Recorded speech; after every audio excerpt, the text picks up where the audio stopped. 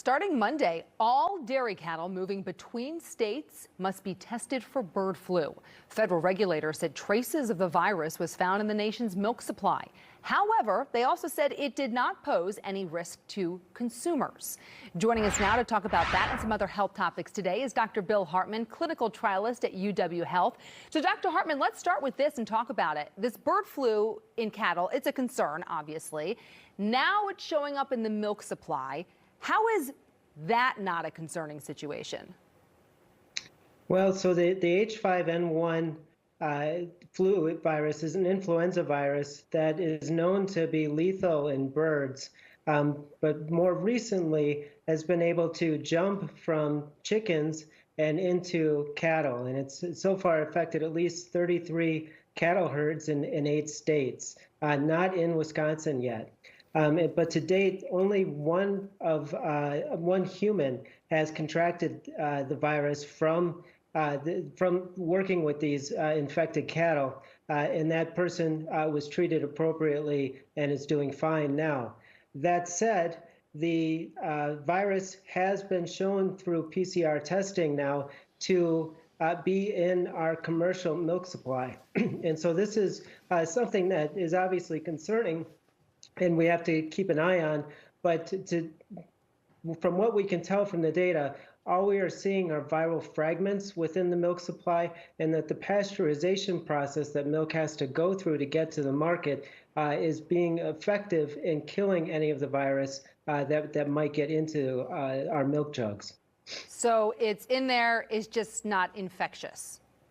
That's correct. It might be in there, but it's just particles. This is only a small sample of milk that's been tested throughout the United States. So far, I don't think that there's any reason to panic, and our milk supply is still good and healthy and safe to drink. And obviously, these more rigorous testing for moving cattle and milking cattle is going into place on Monday. So they're getting a little tighter on the restrictions here. Let's kind of switch gears here and talk about long COVID, because we're learning more as time goes on about long COVID. We've heard how some people lost their sense of smell when it came to COVID, and that seems to be resulting in a partial loss of taste for some, but not for reasons you may think. Can you explain this? So this is probably due to loss of the olfactory epithelium. And so the cells that line your nasal passages that are responsible for smelling things really is probably what's contributing to the overall loss of taste.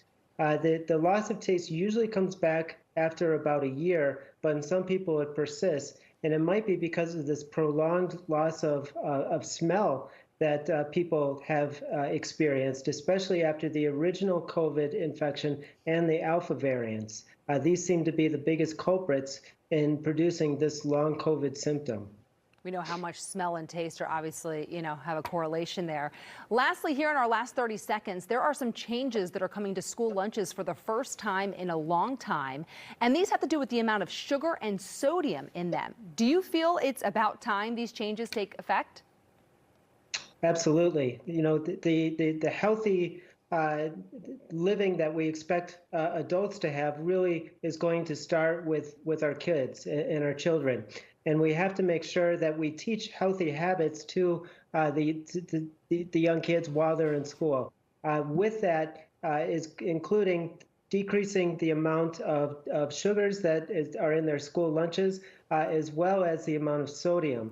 These things are going to decrease the amount of unwanted calories and hopefully produce a healthier population in the United States going forward. We know that breakfast and lunches that are provided by schools, those are the 2 main meals for millions of kids every single day across the country. So certainly impactful there.